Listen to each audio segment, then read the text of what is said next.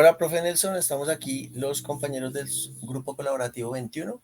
Estamos aquí reunidos para poder presentarles pues, a ti la entrega 2. Aquí estamos en llamada y vamos a hacer el análisis de este modelo entidad-relación que nosotros presentamos. También vamos a exponer aquí cómo nosotros realizamos las consultas por medio pues, de la creación. Lo que nosotros hicimos fue la creación de la base y aquí las consultas también con sus respectivas inserciones de datos que van a ampliar pues mis compañeros al momento. ¿Listo, bro? Buenas noches, mi nombre es Fabián Melo Patiño. La intención de esta presentación, como indicó nuestro compañero, es con el fin de interpretar el modelo lógico y modelo físico del esquema que nos está mostrando el ejemplo en este caso. Comenzamos con la explicación del modelo lógico. Utilizamos la creación de diferentes tablas, en este caso son 7 tablas, las cuales están compuestas por cada una por sus llaves primarias y las llaves foráneas correspondientes en las cuales tienen sus dependencias. Tengamos en cuenta que no todas cumplen con las llaves foráneas, como en el caso de la tabla países y en la tabla departamentos, eh, al igual que la tabla cargos. La intención de este trabajo es poder comprender una sintaxis de programación en DDL, comprender pues el orden de los datos, la naturaleza en la cual haya una normalidad en los mismos y las buenas prácticas al momento de crear un esquema de base de datos. La intención de esta segunda entrega es con el fin de ir generando la información necesaria o el lugar en el cual vamos a albergar los datos correspondientes a la primera entrega. Como se puede observar en pantalla, pues realizamos un diagrama por medio de la aplicación Diviver de una base de datos Oracle en la cual se observan las mismas tablas con el mismo orden. Es de tener en claro que también existen dependencias de unos a muchos, como se puede ver en la mayoría de tablas. En el caso como se puede señalar, las relaciones que hay de los puntos blancos a la otra tabla. Podemos ver un pequeño ejemplo en el caso de departamentos y localizaciones que tienen punto blanco. En la tabla de departamentos y en localizaciones no tiene ningún tipo de forma, la cual se puede explicar que hay una dependencia. Esta situación no se presenta siempre. Podemos ver en la tabla empleados que existe una dependencia sobre ella misma. ¿A qué me refiero? En el caso del cargo ID y gerente ID, bajo la lógica en la cual se puede comprender que no todos los empleados de la empresa van a tener un gerente o un jefe inmediato que esté por encima de ellos, y al ver la relación podemos ver un rombo sin color alguno vacío en el cual se representa que el cargo ID, al ser el campo dependiente, puede tener un valor nulo. Continuamos con mi compañero con el fin de poder explicar lo que es el modelo lógico correspondiente al código, en el cual se pueden apreciar la misma información y tener en cuenta la sintaxis. Muchas gracias. Compañero Ángelo. Buenas noches, mi nombre es Ángelo Hernández y en este caso vamos a explicar cómo utilizamos el código SQL para crear las tablas pues, por medio de este código. Vemos que la primera tabla que creamos es países porque esta tabla no depende de ninguna otra. Vemos que no tiene una llave foránea, entonces no depende de que otra tabla esté creada anteriormente para poder crear esta.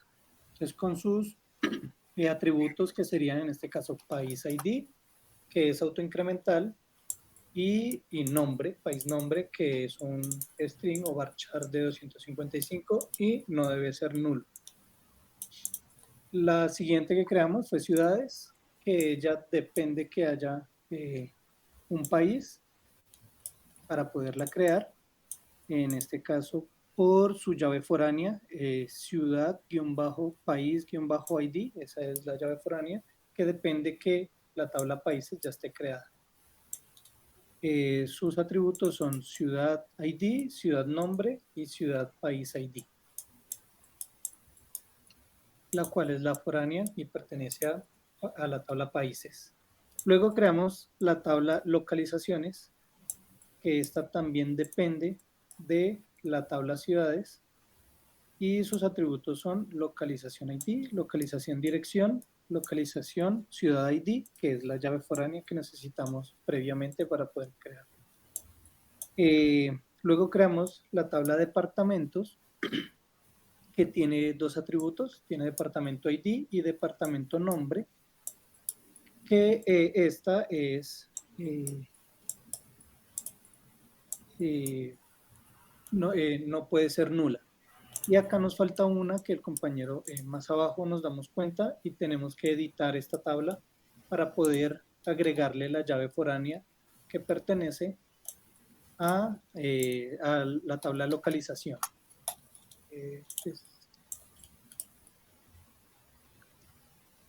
Luego de esta creamos la tabla cargos y esta tiene 4 atributos, que es cargo ID, cargo nombre, cargo sueldo mínimo, cargo sueldo máximo.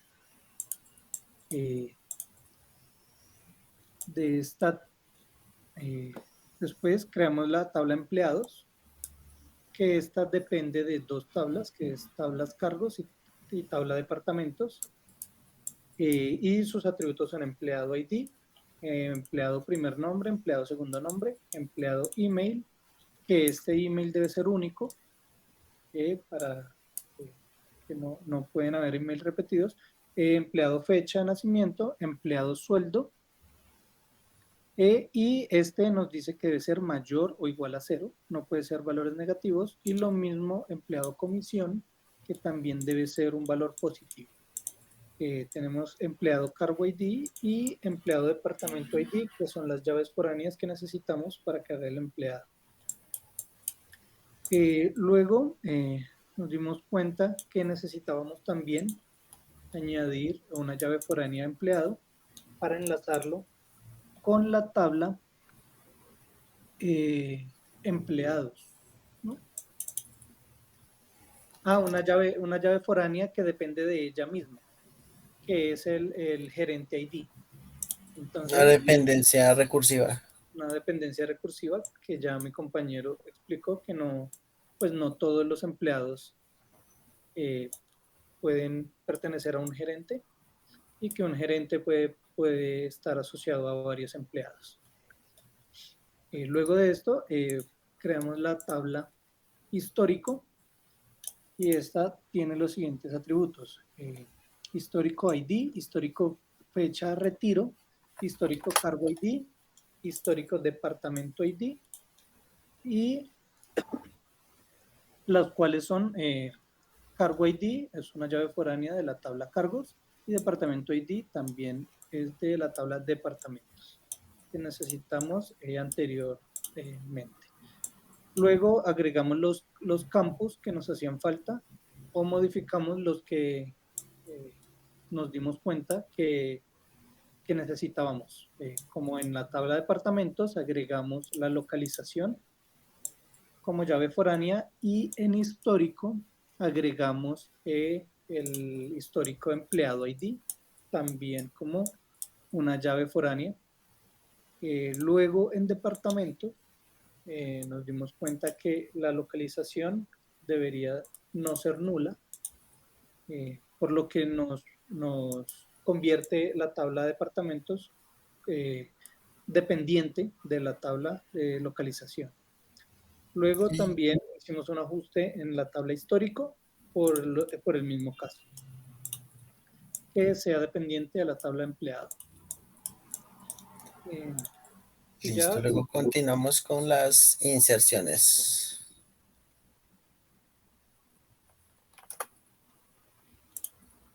Dale. listo. Bueno, en la inserción de información, como bien solicita el ejercicio, pues cada una de las tablas deben de tener 5 registros. Pues en este caso no es solamente ingresar los registros como tal de la naturaleza de cada tabla, sino que tener en cuenta las dependencias en las cuales hemos hecho énfasis al pasar de esta presentación. Empezamos con eh, la tabla países, las cuales, como se puede observar, está países como Colombia, Argentina, Brasil, Chile, Ecuador. En este caso, nos podemos dar cuenta que se ingresa a un solo campo, que es el nombre del país, pero esta tabla está comprendida por dos campos, como bien explicó nuestro compañero Ángelo. El primer campo, que es el ID, este campo es autonumérico, siendo la llave primaria. Punto Esto incremental. nos va, país ID, en el cual esto nos va a garantizar dos cosas, que el ID es un campo, valga la redundancia, en el cual la información no va a ser repetitiva, va a ser autonumérico, empezaría desde el valor 1, o dependiendo si este ID es general para todas las tablas con el fin de poder asegurar la integridad de los datos.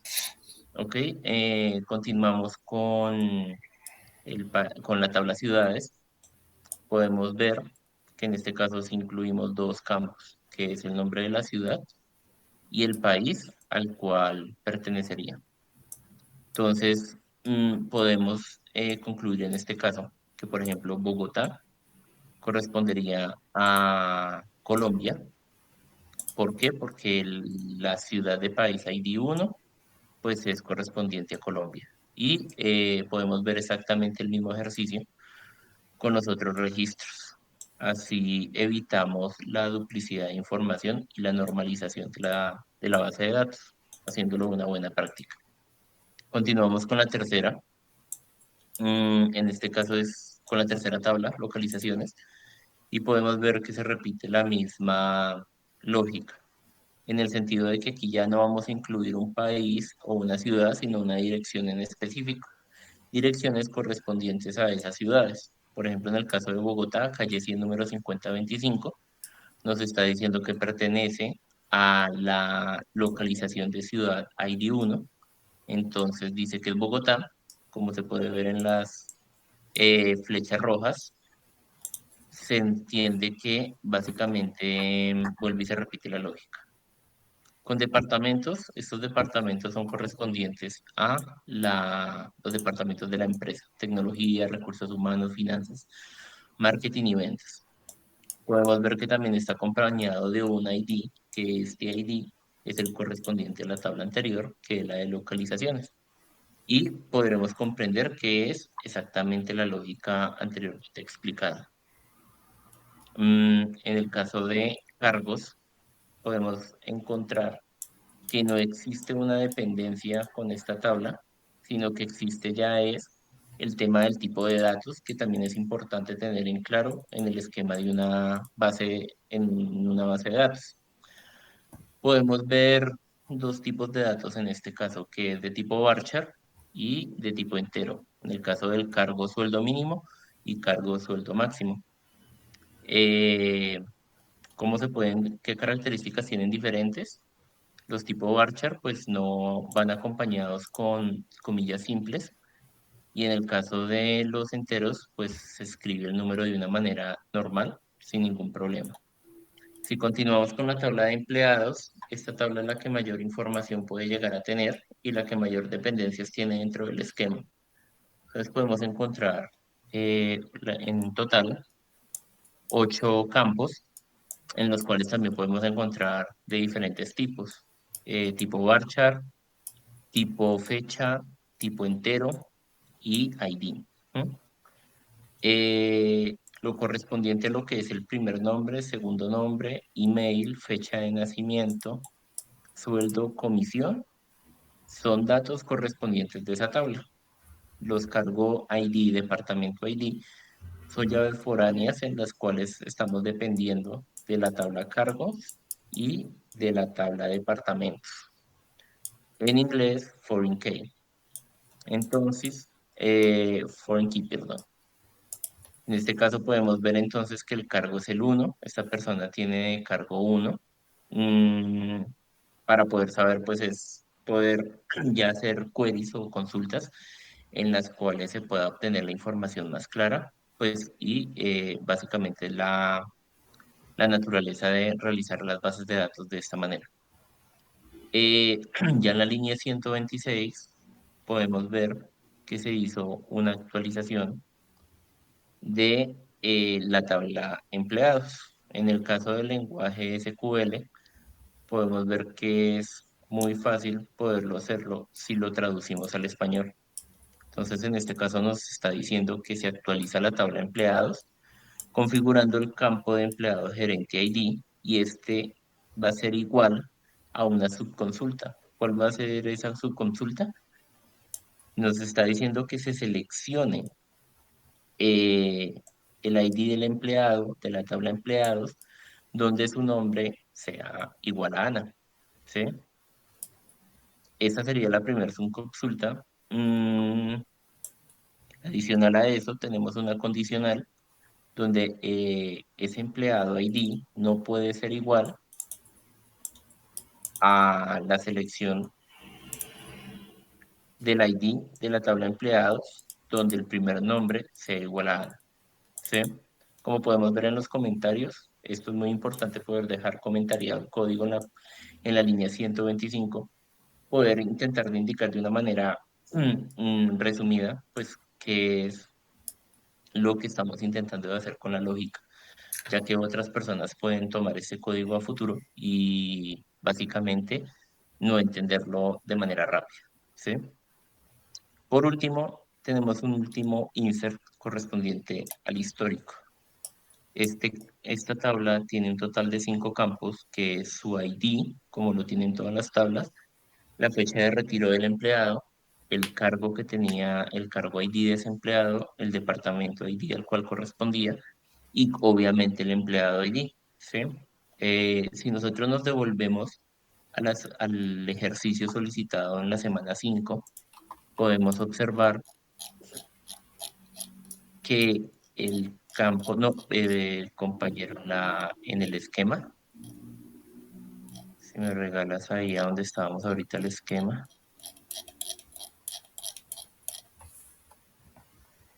podemos observar que en nuestro grupo pues estuvimos analizando la información y en el caso del histórico incluimos el campo de empleado ID, siendo que consideramos que estaba incompleto esta tabla de histórico porque necesitábamos comprender cuál era el empleado al cual tenía una fecha de retiro, con el fin de que tuviese una lógica y una comprensión mucho más fácil para cualquier usuario.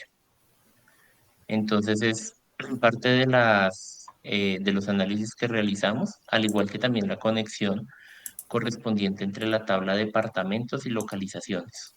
¿Por qué? Porque si vemos el ejemplo dado en el material de trabajo para realizar el esquema, vemos que la tabla de departamentos no tiene una llave foránea que conecte directamente con localizaciones, lo cual incluimos, como bien está mostrando mi compañero en este momento.